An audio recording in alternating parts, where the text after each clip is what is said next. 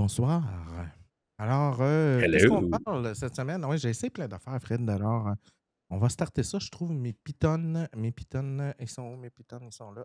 Next. As-tu vu ça passer? Info en bref nous parle d'une entreprise québécoise qui a parti un système téléphonique basé sur l'IA pour OK. réconforter nos proches qui souffrent d'Alzheimer. Alors, pour faire simple, Hein? Fred, là, c'est un téléphone. Ah, il fait chaud en esti. OK. Ah ouais, enlève ça, enlève ça. Je vais Il fait revenir. chaud en joie le vert. Alors, imagine, c'est un téléphone qui a une IA dedans qui s'appelle, de mémoire, je pense qu'elle s'appelle Cécile. Et la personne qui est en Alzheimer décroche. Puis là, ça se met à jaser, Cécile va y répondre. Puis elle peut y jaser ça pendant 1 heure de temps. Et tu peux programmer dedans des numéros de téléphone. Mettons, je sais pas moi, ta mère a de l'Alzheimer. Tu pourrais programmer dans le téléphone ton numéro. Tu vas voir, je vais te montrer ça. C'est complètement débile. C'est un peu creepy. C'est un peu comme OK, je suis pas sûr que c'est une bonne idée, mais en même temps, oui, puis en même temps, non. On va regarder le petit reportage. En passant, merci à là, tu as choisi ton nom pour que je sois incapable de le prononcer, qui est écrit dans un autre langue, là. Mais merci pour ton 99 étoiles. C'est très apprécié. On va regarder le reportage, Fred. Tac. Ah, ça marche pas. On va regarder le reportage, Fred.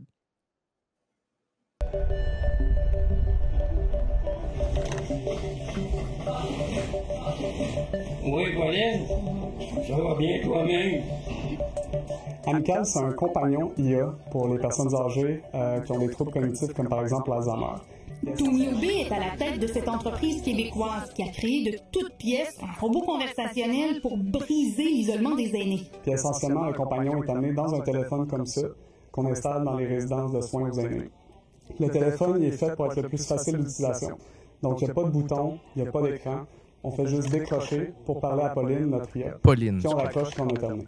L'idée lui a été inspirée par sa propre grand-mère qui était atteinte de l'Alzheimer. Elle était dans un CHSLD. Puis elle était super bien entourée. Elle avait de la visite à presque tous les jours. Puis malgré ça, des fois, elle se plaignait qu'elle avait l'impression d'être tout le temps toute seule. Puis je me suis dit, ça aurait été vraiment Non, nice on n'en a d'avoir pas un parlé compagnon encore pour de elle qui aurait été nous. présent Ça s'en vient. tout le temps. Parce qu'elle vivait vraiment dans le moment présent. Oui, je suis allé les anges au pauvre là. Le téléphone a été implanté dans une douzaine de résidences du Québec. J'ai une dame qui prend des rendez-vous, j'ai une autre dame qui appelle à la caisse populaire. J'en ai une autre qui donne ses recettes de gâteaux. La coordonnatrice aux soins de cette résidence de Repentigny y voit beaucoup de bienfaits. Dame qui était vraiment anxieuse, on l'a fait parler au téléphone. Elle a parlé pendant 35 minutes. Et puis après, elle était vraiment souriante. Et puis j'ai dit, à qui vous avez parlé? Elle dit, je ne sais pas, mais elle était tellement gentille. Puis là, elle a raccroché, puis ça l'a amené ailleurs. C'est vraiment bien. Pauline est encore en phase de test. Ses fonctionnalités seront bientôt développées pour en faire une assistante. Donc là, elle va pouvoir rappeler les gens, elle va pouvoir faire des rappels mémoire, elle va pouvoir faire des check-ins. Puis si elle détecte des problèmes, elle va pouvoir notifier le personnel de la résidence pour s'assurer de régler les problèmes. Tony Aubé espère pouvoir commercialiser son téléphone à grande échelle. Puis l'objectif ultime, éventuellement, c'est de pouvoir acheter le téléphone amical dans les Best Buy, sur Amazon, sur notre site web également. Hey, merci Pauline, tu fais un super travail. Je vais te laisser maintenant. D'accord, pas de problème. C'était un plaisir de te parler. Passe une belle soirée. Toi aussi. Tu sais, quand je te disais que c'était creepy, c'est creepy, puis en même temps, tu fais comme ouais, ça peut être une bonne idée. En fait, je vais t'avouer, ça me touche beaucoup. Parce que ma grand-mère a eu, pas de l'Alzheimer, mais c'était de la démence avec Ouais, un âge très, très avancé. Puis, je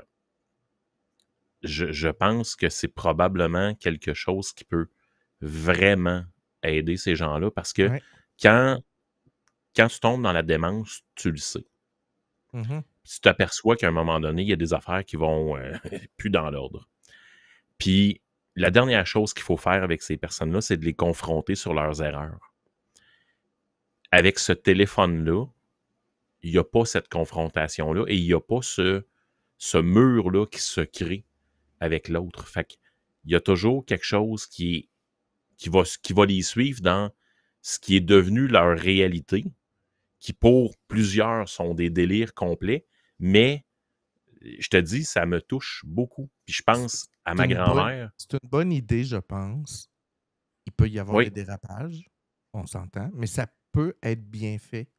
Ça peut être une belle démonstration de génie, d'utilisation de quelque chose. Puis, on va voir dans la prochaine vidéo, parce qu'il y a eu de la controverse, il y a des gens qui ont mal réagi à son reportage, sous prétexte que, mais voyons donc, c'est une IA, ça parle avec notre... Et il a répondu dans une autre vidéo, puis j'ai trouvé que sa réponse était parfaite. Allô, c'est Tony, le créateur du téléphone amical. Notre passage à Radio-Canada a été vraiment viral. On a eu beaucoup de bons commentaires, mais aussi des gens qui trouvent que ça file Black Mirror, puis même des gens qui pensent que ça pourrait être utilisé pour de la fraude. Donc, je profite du moment pour corriger certaines informations. D'abord, pour les gens qui trouvent ça triste de parler à l'IA, c'est important de mentionner que le téléphone amical, c'est aussi un téléphone fonctionnel qui peut recevoir et faire des appels. Donc, la famille peut appeler à tout moment, le téléphone sonne, on décroche puis on parle à la personne. Mais si on décroche quand il n'y a pas d'appel, on parle à l'intelligence artificielle. Le téléphone peut aussi faire des appels, donc on a souvent des gens qui disent « je veux parler à ma fille » et si on a le numéro de téléphone de la fille dans les données, on va pouvoir transférer l'appel. Mais de façon intelligente. Donc, par exemple, si la personne décroche à 3 heures du matin, l'intelligence artificielle va faire « ta fille adore, tu vas pouvoir la rappeler demain ». Ça, c'est vraiment important parce que dans le monde de l'Alzheimer, on a remarqué qu'il y a des gens qui peuvent appeler des membres de la famille 20 fois par jour à cause qu'ils oublient après l'appel. Puis les membres de la famille veulent bien parler à leurs proches, mais ils ont aussi une job, des enfants, des gros horaires chargés, donc ils peuvent pas passer les journées à gérer des appels comme ça.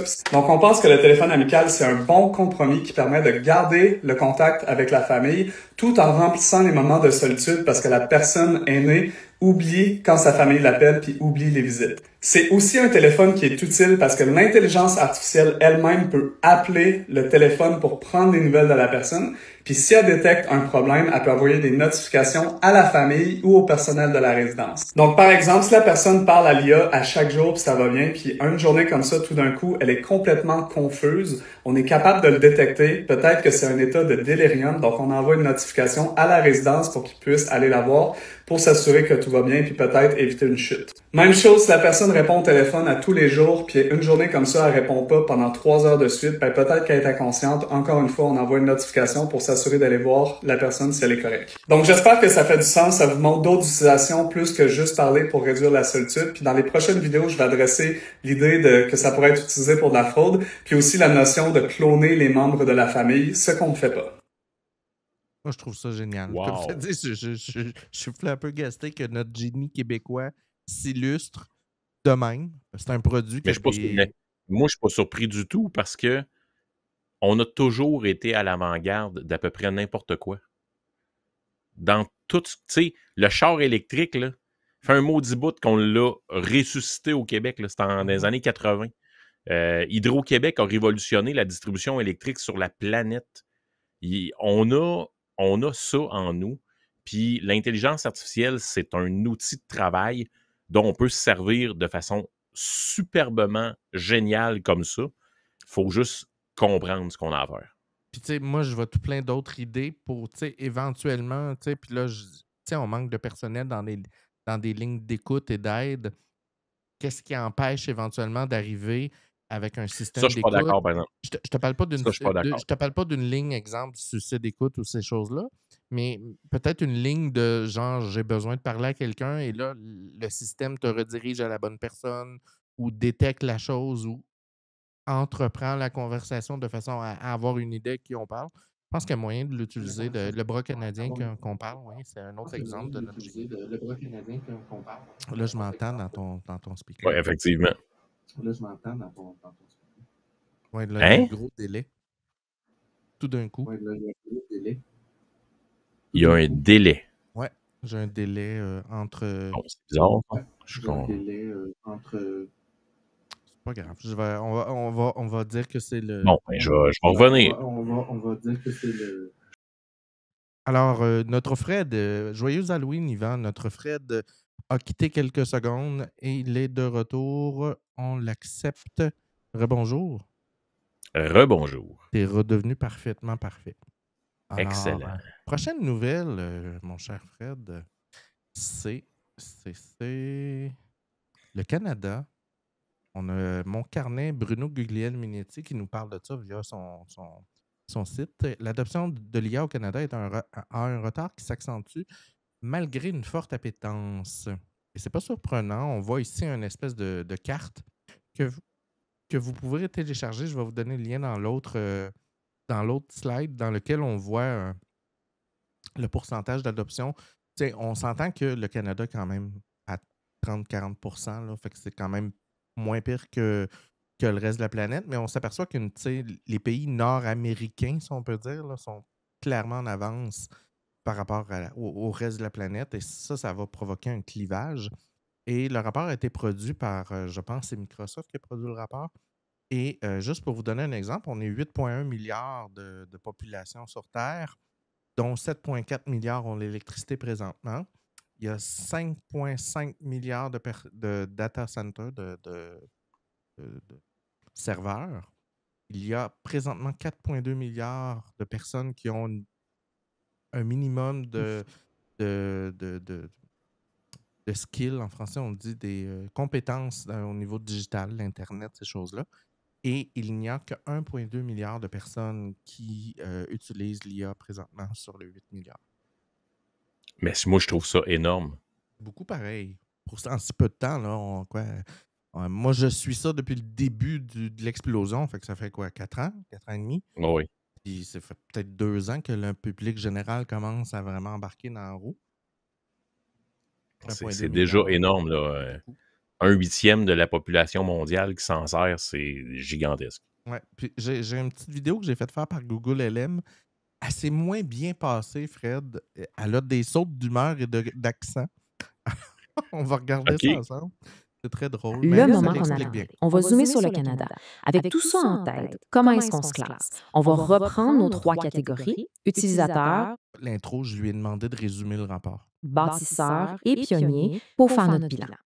Commençons avec le Canada comme utilisateur. Et là, franchement, la nouvelle est excellente. On se classe 13e au monde. Ça veut dire qu'un travailleur sur 3 au Canada utilise déjà l'IA. C'est énorme. On est vraiment dans les premiers à adopter la technologie, c'est clair. Ce graphique le montre bien. Le Canada est dans le quadrant en haut à droite avec les autres pays riches qui ont une forte adoption de l'IA. C'est là qu'on veut être, donc côté utilisation, on est dans la bonne gang. Maintenant, passons aux bâtisseurs d'infrastructures. Et là, disons que le portrait est un peu plus nuancé. Notre capacité en centre de données est de 1,5 gigawatts. Bon, c'est pas zéro. Mais quand on se compare, les États-Unis sont à 53, la Chine à 32. L'écart est gigantesque. Disons que sur ce plan, on n'est pas dans la même ligue que les 2 géants. Mais là où le Canada brille vraiment, c'est comme pionnier. Et ça, c'est majeur. Tenez-vous bien. On est l'un des 7 seuls pays au monde capables de développer des modèles d'IA de pointe, des frontier models, comme on les appelle. 7. Et le Canada en fait partie. C'est une force incroyable, un atout stratégique énorme. Alors, si on met tout ça ensemble, ça nous amène à la conclusion. Le Canada a un profil vraiment particulier. On a de grandes forces, oui, mais on a aussi un défi immense devant nous si on veut rester au sommet. Pour résumer la position du Canada, c'est un peu ça. On est un utilisateur de premier plan et un pionnier de premier plan. C'est excellent. Mais on n'est pas le leader. On est dans le peloton de tête, c'est sûr, mais ce n'est pas nous qui menons la course. Et s'il y a un seul chiffre à retenir pour le Canada dans tout ce rapport, c'est celui-là, 7,8. Qu'est-ce que ça veut dire? Ça veut dire que notre meilleur modèle d'IA, Command Air+, a 7,8 mois de retard sur le meilleur modèle au monde. 7,8 mois. Énorme. Dans un domaine où tout se joue en semaines, parfois même en jours, c'est une éternité. Et ça nous amène à la question qui tue. Le rapport le montre bien. Le Canada est un joueur clé. On est des pionniers, on est des utilisateurs de pointe. Mais la course va tellement vite, alors la grande question pour notre avenir, c'est celle-là. Dans une course où chaque mois, chaque semaine compte, qu'est-ce qu'il faut faire pour passer du peloton de tête à la première place? Et pour pouvoir aller à la première place, Fred, c'est d'avoir des centrales. Puis, on n'est pas capable de les construire assez vite. Hein? Oui, on fournit 1,5 gigawatts de courant à nos systèmes de serveurs au Canada. Ouais. Ben, les États-Unis sont à 53 gigawatts. Oui, mais attends un petit peu, là. Demain matin, on peut ouvrir 50 data centers dans le nord du Québec. Oui, mais il faut que qui vont clencher les États. Il est déjà là, il y a les barrages. Oui, mais tu peux pas donner, mettons, 10 Non, on gigawatts peut à pas un mettre. centre de données. Là. On l'a pas. Ben, je sais pas combien on en a, mais c'est sûr qu'on pourrait le faire, là. Puis on a Actuellement, raté le bateau déjà, là. les derniers chiffres d'Hydro-Québec, on est autour de 1500 gigawatts. 1500 total. Ouais. Ben, je suis sûr qu'on est capable de trouver quelques dizaines de gigawatts à quelque part, là. Je souhaite. Je souhaite. La prochaine nouvelle, Fred, c'est Néo. As-tu entendu parler de ça? Oui. C'est creepy un peu. Je sais pas comment tu vois ça. C'est. Avec un coup de masse? Hein? Je vois ça avec un coup de masse? Avec un coup de masse. Écoute, je veux juste te dire. Écoute, 2 secondes, là. Il est 3 heures du matin, t'es fucké. Puis là, tu te rouvres les yeux, puis au-dessus de toi. Non, moi, je t'annonce une affaire, là. Comment Non. tu réagis? Ah non, mais moi, je te le dis, écoute, c'est un coup de masse en pleine face qu'il reçoit, là. Avec Il ses est deux mort avant même de rentrer, là. Avec ses 2 petits yeux ronds, il est au-dessus de ta tête, puis il te fixe. Alors, je t'annonce tout de suite que il est décédé live. Fait que ça, Un coup de là, katana, un coup de batte, un je sais pas quoi. Là, mais... l'entreprise X1 est en pré-vente de Neo. On va pouvoir l'acheter My pour name is 20 000 Bernd, and today we're launching Neo, our humanoid for the home.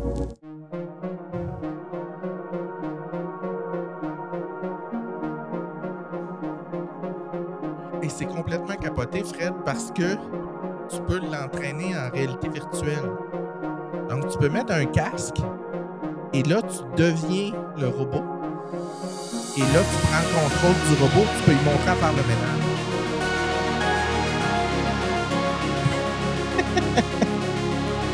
écoute. Là, tu joins ça avec Amical. C'est drôle. 20 000 US en pré-vente. Puis, tu sais, on va pouvoir y faire des câlins. Moi, écoute, ça te fait chier de donner des bonbons d'Halloween, hein? Tu lui donnes la job. Lui, il est déjà déguisé.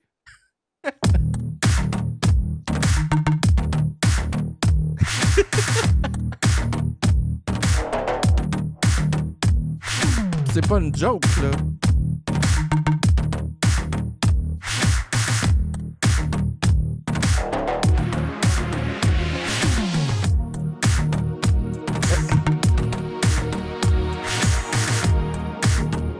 Il peut lever, je pense, c'est 80 livres à lui tout seul. Il est disponible en 3 coloris pour faire plaisir. À vous, Fred. T'en veux un? Non. Faire ta vaisselle, là. Non, mais ça te rappelle pas, tu sais, dans The Wall, quand les écoliers se transforment, là, puis qu'ils se ramassent tous avec un masque bizarre, là. Moi, ça me rappelle ça. Ben moi, tu sais, quand j'étais jeune, moi, tu pouvais pas mettre un clown assis sur une chaise dans le fond de la chambre. Je suis marqué par le Peur film. des clowns. Ah ouais, moi, j'ai écouté le film Killer Clown à un âge où il fallait pas écouter ça. Fait que je suis resté OK. marqué. Fait que là, moi, tu me mettais un clown assis sur une chaise dans ma chambre, je dormais pas de la nuit, là.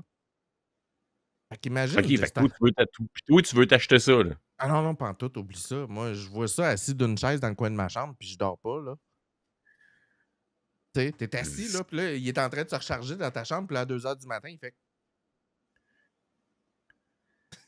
Ah non, moi, je te dis, c'est un... Non. Non, Hein? non, non, non, non, non, non, non. Mais je te prédis, Fred. Il y a aussi le navigateur Néo. Tout le monde s'appelle Néo. Ouais, je sais. C'est Néo, c'est Ouais. nouveau. Hein? Bienvenue dans la matrice. Et là, ce que vous comprenez pas, c'est que dans 10 ans, là, Fred, là, toi, tu vois pas loin. Là. Mais moi, je suis en train de te prédire. Là, t'as vu Amical? Là, je te fais un Ouais. film d'horreur. Là, tu vas Ouais. arriver à ta retraite, à ta maison de vieux un moment donné. Puis il va avoir ça pour te changer les couches, là. Ah non, mais c'est parce qu'il y a encore plus dingue que ça, Patricia, là. tu sais qu'il existe déjà des petites amies physiques IA. Là. Oui. OK. On s'en va tranquillement vers la solitude encouragée et institutionnalisée. Là. Ouais, mais tu vas avoir ton Néo, il va te lever de ta chaise, il va t'amener aux toilettes. Et... Je vais y aller aux toilettes, asti? Non, tu vas être trop vieux, Fred. Tu vas être avec ta marchette, le Néo va venir te chercher. Non, non. Il va manger un coup de marchette. Il va te changer tes couches le soir. Il va manger un coup de marchette. On a un commentaire. J'ai regardé une vidéo aujourd'hui. À ce qui paraît, la seule fois dans la vidéo où le robot bouge de lui-même, c'est quand il tient la porte. Le gap est énorme, mais c'est un super bon produit. Ouais, c'est ça. Mais tu sais, on a vu des vidéos. La Chine, ils font des combats. T'as vu ça, des combats de robots, Fred? Oh oui, oui. Ben, tu sais, ils sont capables de se tenir debout, tout ça. J'imagine qu'on est rendu assez près d'être capable de faire la vaisselle puis de faire une coupe de tâches. Par contre, je suis pas sûr que dans la répétitivité, on a, tu sais, à un moment donné, le robot doit s'enfarger dans ses lacets puis il se casse la gueule dans le chat qui traverse en même temps. Là. Ça doit être moins drôle, la grosseur que ça a quand ça déboule l'escalier. Là, ça doit être...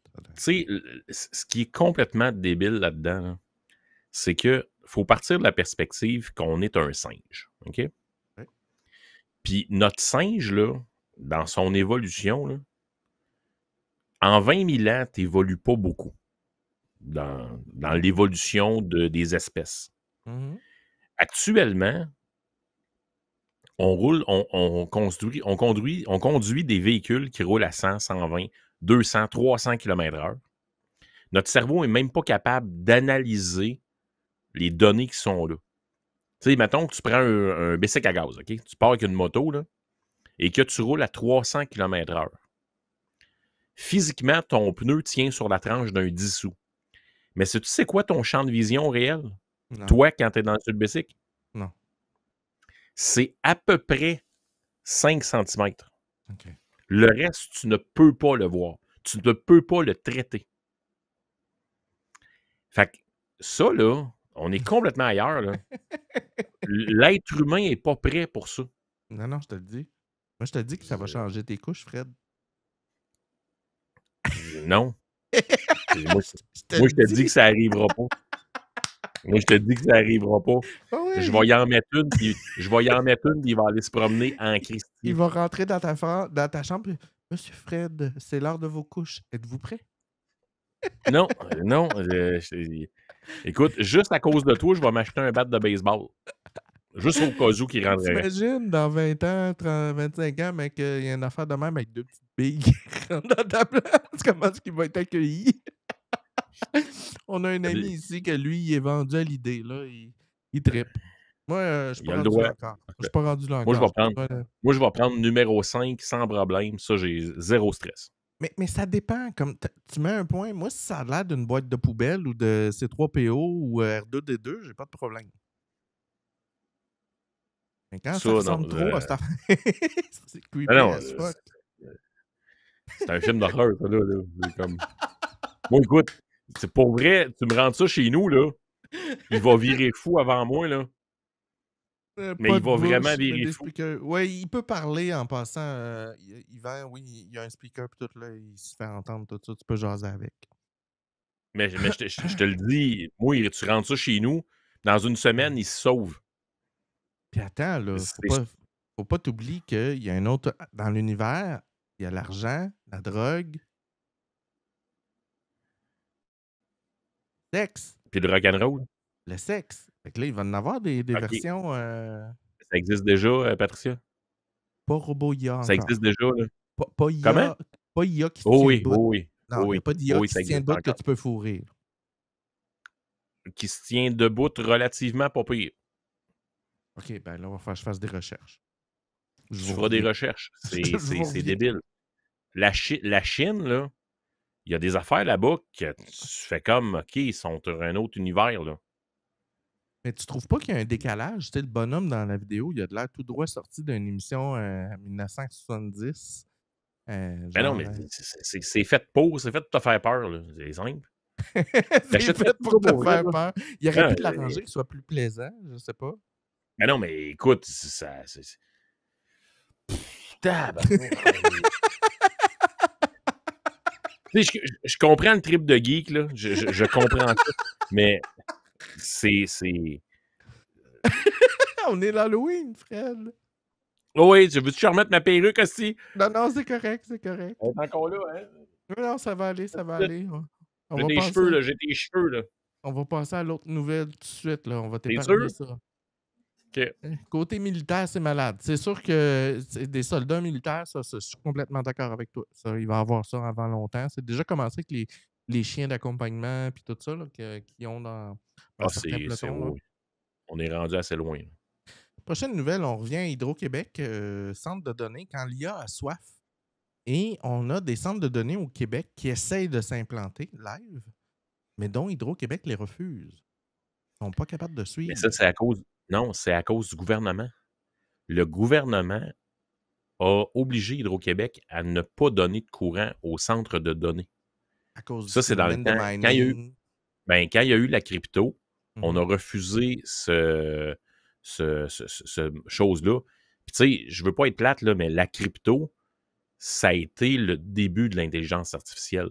Ah En ouais, fait, la c'était- crypto, la mode de la crypto, c'est un immense test à ciel ouvert de qu'est-ce qu'on peut faire avec des cartes vidéo, qu'est-ce qu'on peut processer, jusqu'à quel point on peut aller. Puis c'est ce qui a mené à l'intelligence artificielle qu'on a aujourd'hui. Là. Oui, non, c'est clair. Mais ça pose le problème de. Tu sais, dans l'article de Radio-Canada, le gars, il dit Dis-moi, j'ai besoin d'une usine d'ici 2 ans là, pour monter mon serveur. Puis là, Hydro-Québec me parle que ça va prendre un barrage, puis c'est 7 ans le faire. J'ai pas le temps, là. Fait que là, tu sais, combien d'entreprises on est en train de se voir passer à côté parce qu'on n'est pas prêt. Mais là, en fait, avec le bloc qui a été réservé à Lyon Électrique puis à Nordvolt, on est correct, on peut fournir. Oui, on va. C'est clair. Une bonne idée. On jase, là. On jase. De toute façon, il sert à rien, ce bloc-là. Ben là, il est pas mal. Il était réservé à Nordvolt. On peut-tu le donner à quelqu'un qui va travailler avec? Parce qu'il va falloir qu'on, tu sais, puis là, je veux pas parler de politique, Fred. Je fais attention. Je ne pars pas le débat, mais mettons que j'en parle un petit peu. Tu sais qu'on voudrait être indépendantiste. Faut qu'on fasse des moves, là. Faut qu'on bouge, là. Faut qu'on se positionne, là. Oui. Ça prend de l'électricité. L'électricité. On va en avoir, on en a plein. Ah, mais il n'y a pas tant de rivières en haut à relâcher, là. Patricia, il y en a, là. Pense. Le Québec a des capacités hydrauliques phénoménales qui sont toujours inexploitées.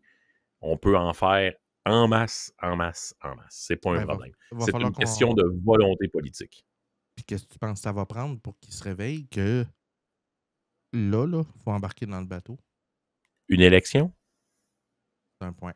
C'est pas le fédéral qui va nous aider, là? Non, c'est clair. Parce qu'on a le nord du Québec, là, la belle route de la baie James, là, tu installes des centres de données tout le long de là. Et voilà. C'est exactement ça que je fais. Puis en plus, la grosse différence en plus, c'est que il fait fret l'hiver, puis l'été aussi. Ah oui, l'été. Je sais, j'étais allé là en plein été, puis il faisait 4 pendant la nuit. Là. Ben, c'est ça. Fait que, tu sais, ça aide beaucoup, là. J'espère qu'on va se réveiller parce qu'il faut qu'on prenne le bateau, sinon on va passer à côté. Salut Steven, bonjour à toi, bonjour à toi. Alors, salut Steven. Lâche mes cheveux. C'est des cheveux de Steven. Hein? Il dit lâche mes cheveux, c'est parce que c'est tes cheveux, Fred? C'est les cheveux à Steven? Ah ben là. Non, ça n'a pas rapport avec lui. OK. Prochaine nouvelle, Fred. Nouvelle mise à jour de Google Earth, mais avec Google AI dans Google Earth. On écoute ça. Parce qu'on saupoudre de l'IA partout, tu le sais, hein? Oui. Là, ma slide, elle ne démarre pas. Voilà. C'est en anglais, désolé, gang. Traditionally, the entire geospatial community was used to the era of putting pictures up in front of the monitor and looking at objects and making sense of what they see. Imagine if you could go from looking at pictures on a display screen to just having insights delivered in a tabular format to hundreds of thousands of customers.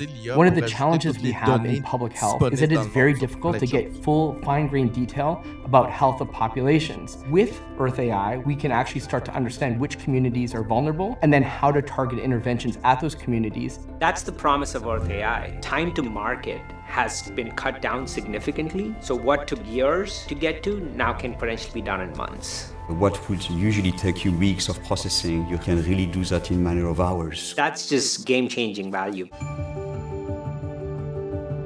Des données en temps réel, que ce soit sur les gaz, le CO2, le déplacement de la circulation, la santé locale, des données sur les écosystèmes. What's really fundamental about Earth AI is that it's for the first time bringing together a whole universe of data sets that allows us to make decisions in a new way. With Google's Earth AI, you can start to now solve multidimensional problems. With Earth AI, now we're able to identify exactly communities or villages that are going to be affected by hazards, such as floods or droughts. You can actually see what the forecast level of the river will be in the next couple of days. Hurricanes will always happen, floods will always happen. The key is understanding beforehand what might happen. It's constant because you get the updates every few hours. We really can think about a different future and a different world for us. And Earth AI does arm us with the potential to design this future. Je vais le mettre sur pause parce que ce que les gens ne savent pas, c'est que actuellement, Fred, le pixel en météo, là, dans les modèles météo, il mesure environ 10 km par 10 km. Oui. Et dans certains cas, ça va jusqu'à 100 km. Et Google DeepMind est capable de descendre jusqu'à une résolution d'1 km par 1 km. Et ils se sont aperçus que Google DeepMind était capable de faire des prévisions plus réalistes, plus accurate, plus vraies que les 4 systèmes de météo, les 4 systèmes utilisés à travers le monde actuellement, le modèle canadien, européen, ainsi de suite, là, qui étaient plus... ils arrivaient avec des meilleurs résultats à chaque fois. Fait que là, imagine que tu doubles ça avec Google Earth, le système de prévision météo, ça va être un another level. It changes the game. You have the ability to now work at 10x the speed, 100x the speed. It gives you insights at a scale and at a resolution that we just didn't have before. And the fact that Google is now bringing this to the world and to businesses to make decisions on and build products on, it's just really groundbreaking and extremely exciting.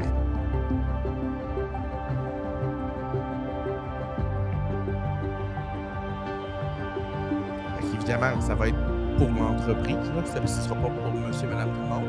Malgré que je prévois qu'il va y avoir une couche éducative pour le monsieur et madame tout le monde, qui ne sera peut-être pas en temps réel, mais qui va comprendre, mettons, les données de la dernière année ou ces choses-là.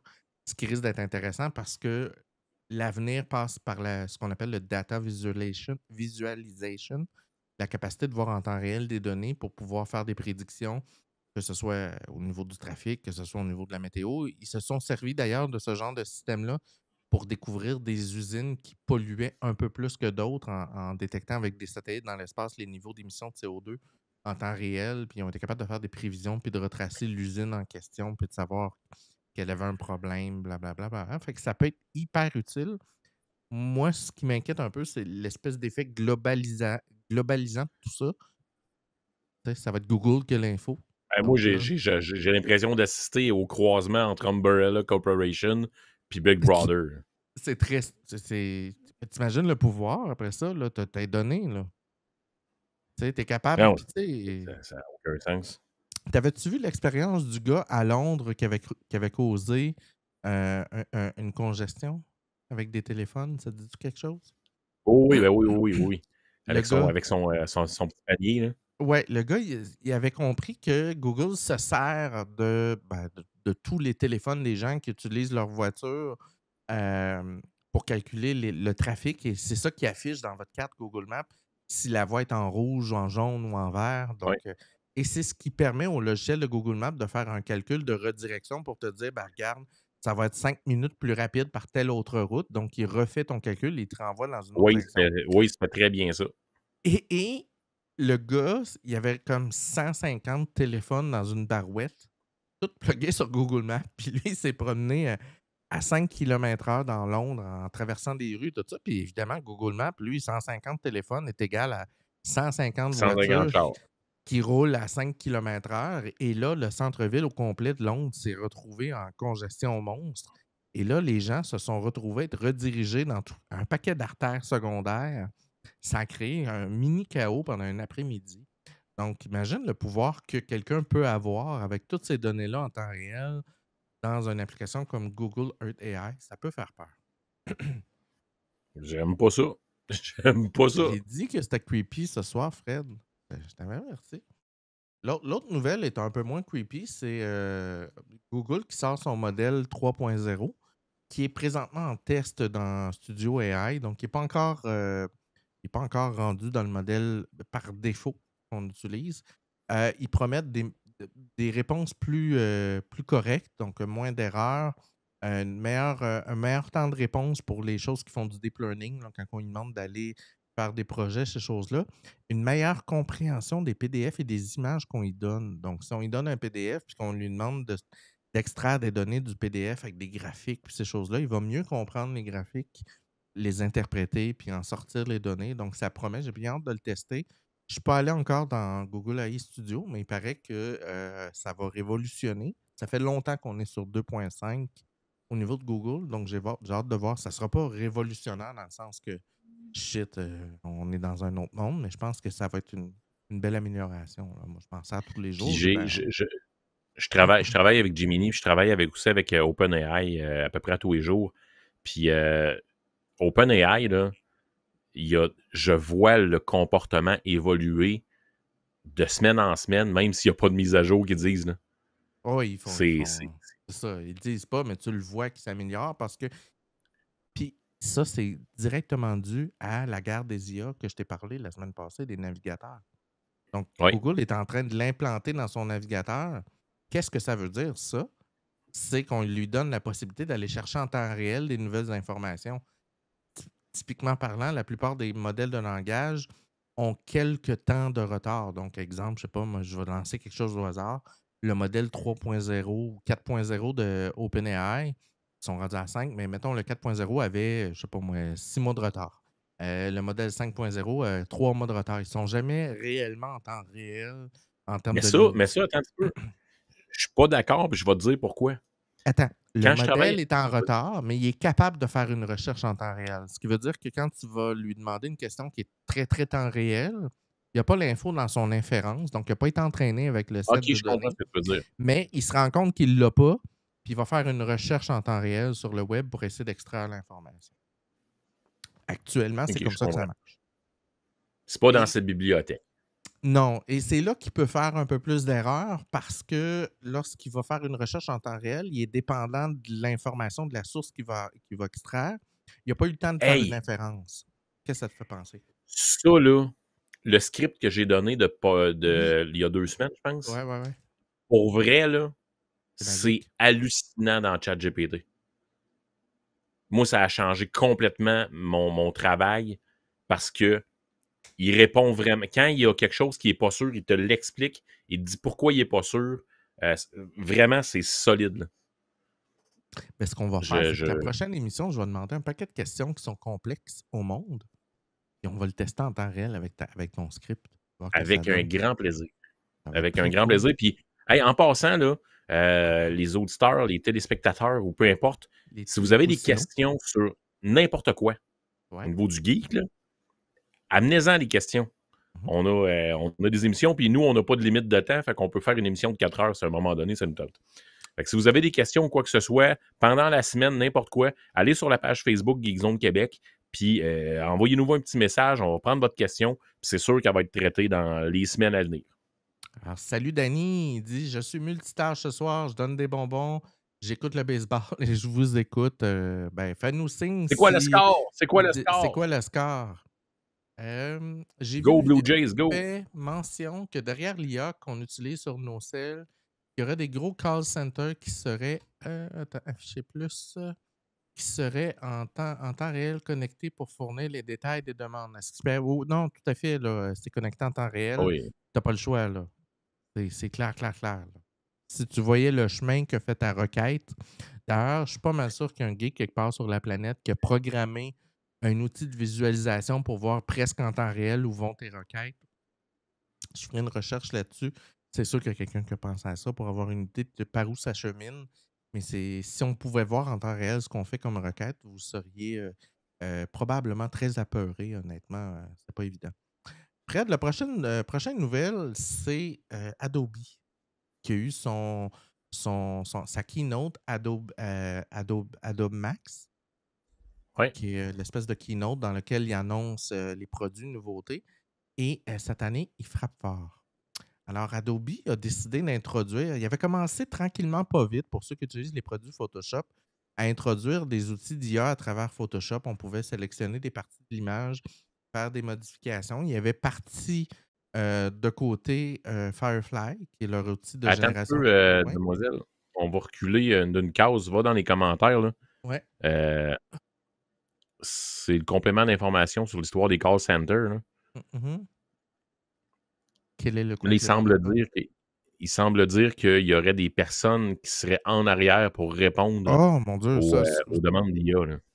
Est-ce que des personnes qui sont payées pour répondre à des réponses, c'est pas impossible, mais j'ai pas vu ça passer. Je ne sais pas sur quelle entreprise ça serait basé. Si tu as des précisions. Mais c'est sûr que si demain matin, on apprenait que Google, c'était un être humain qui travaille dans un call center qui répond, ça serait un scandale planétaire. En fait, ça peut pas arriver. C'est impossible. J'ai un peu de difficulté à le croire. Mais bon, je continue. Oui. Donc, ils ont créé Firefly, ils sont rendus avec la version 5. Et là, ils avaient intégré ça de manière un peu maladroite dans Photoshop. Là, ils ont décidé, Fred, d'exploser les outils dans Adobe Express, dans Lightroom, dans Photoshop, dans Premiere. Et là, ils intègrent non seulement Firefly, mais ils intègrent la possibilité d'utiliser d'autres outils. Donc, tu peux, dans Firefly, décider d'utiliser Nano Banana, d'utiliser le modèle d'OpenAI, d'utiliser le modèle de ton choix pour générer des images. Ils ont sorti une gamme de produits absolument capotés. Je te laisse regarder ça, Fred. C'est très...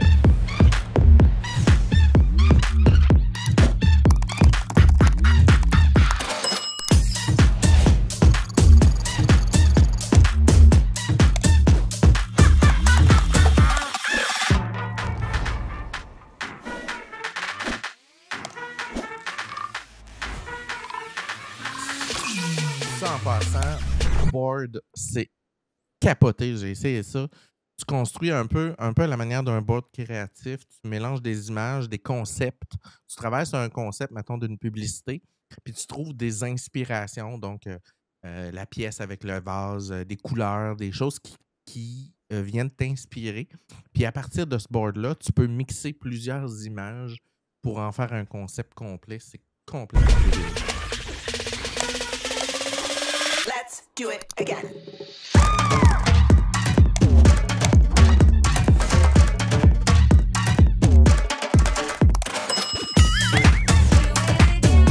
Changer la velocité de pièce, continuer une séquence, la modifier.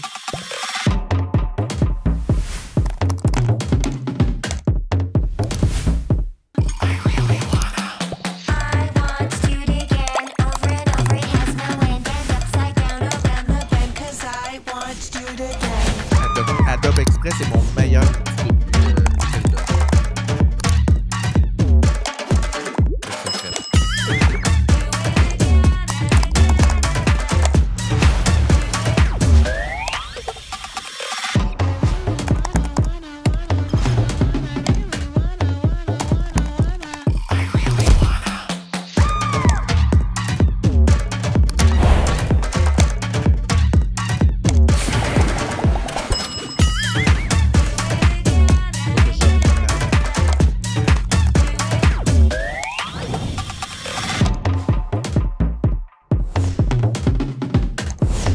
depuis upscaling, améliorer la... Je viens de rajouter harmonie.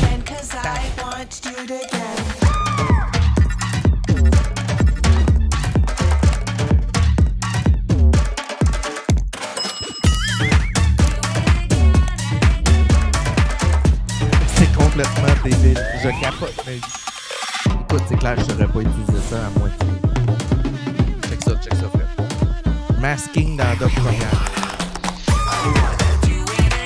Grossis-moi le logo, change la couleur du texte.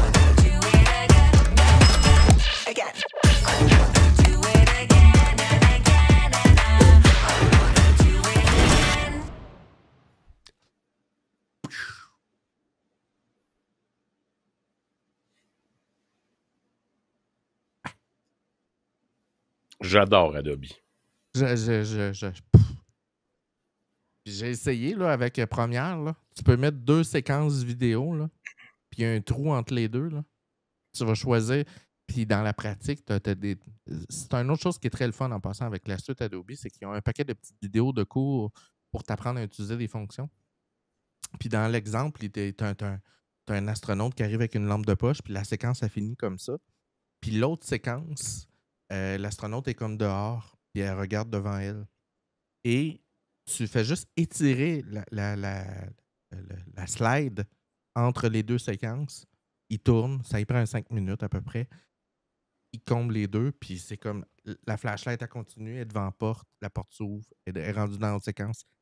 De manière hyper transparente, tu vois pas, c'est comme what the fuck. Je capote Fred. Fait que t'imagines, là, tu fais des B-roll pour toutes sortes de raisons. Tu fais ton montage vidéo, puis là, tu as perdu ton B-roll. Je sais pas, moi, tu marchais sur le pont en direction. C'est une compagnie de merde. Ben non, c'est parce que tu l'as pas, tu l'utilises pas. Qui a dit ça? Alexis.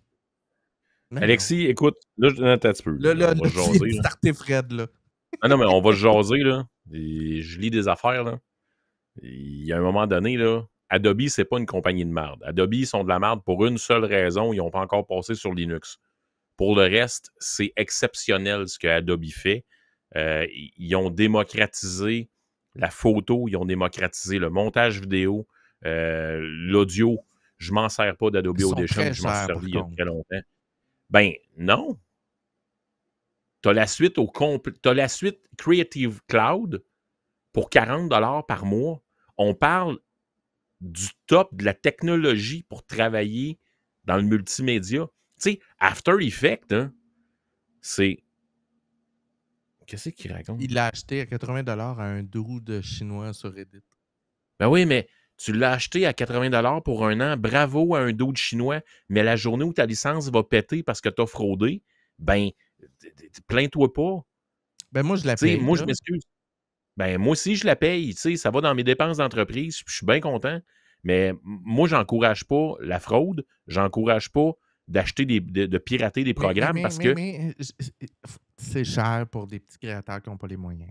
Tu sais, quand moi... Tu sais, avant que j'aie la chance que quelqu'un me prête la possibilité de m'inscrire à une université pour avoir le droit d'avoir la licence puis tout ça, j'avais pas les moyens de me le payer, là, de payer toute la suite. Là. Non, mais actuellement, là, la suite au complet coûte 40$ par mois. Si tu gagnes ta vie avec du graphisme, du vidéo ou n'importe quoi, à 40$ par mois, dites-moi pas que c'est cher. Là. Non, t'as quasiment pas le champ. Oui, Affinité est devenu gratuit. Je ne l'ai pas encore essayé. Je l'ai tout installé sur mon iPad. Alexis, il va falloir que je le teste. Sensiblement, paraît-il qu'ils ont les mêmes fonctions, mais un des problèmes qu'on peut avoir parfois, c'est un peu le même problème quand tu viens utiliser GIMP ou Blender, qui sont des suites complètement débiles, qui sont gratuites, c'est que tu es obligé de réapprendre un paquet d'affaires parce que les outils, oui, sont sensiblement pareils, les fonctions un peu pareilles, mais c'est légèrement différent. Puis quand tu as un workflow depuis un certain nombre d'années que tu es habitué de travailler d'une façon, c'est pas 40$, c'est genre 80$. Ça dépend par quelle méthode tu passes, Alexis. Si tu passes par une université, il y a moyen de s'arranger pour l'avoir moins cher. Mais bon. Ben moi, actuellement, moi, je suis professeur au Collège Barthes. Puis la suite Adobe me coûte 20$ par mois. Puis si j'avais pas le Collège Barthes comme professeur, ça me coûterait 40$. Je sais pas trop où. Mais ça dépend ça dépend de quelle partie du cloud que tu prends. Là, parce qu'il y a plusieurs clouds. Tu as le cloud complet, tu as le cloud de base. Puis, mais le cloud que lui, il parle, c'est 80$. Il n'y a pas tard. OK. 76$ par mois, quelque chose du genre. Là. OK. Ouais. Ça fait que Firefly, très, très hot. Allez jouer avec Firefly, vous allez vraiment être très, très impressionné. Et la fonction que je vous ai montré tantôt là, pour faire une espèce de sketch, puis vous avez une planche de travail, là, complètement débile. Là. Tu prends une photo d'un style de pièce, puis tu prends une photo d'un divan blanc, puis tu lui dis, garde, moi, je veux le style de tissu de ça, dans ça. Il te le fait, bing bang, c'est fait. Là. C'est vraiment très, très cool.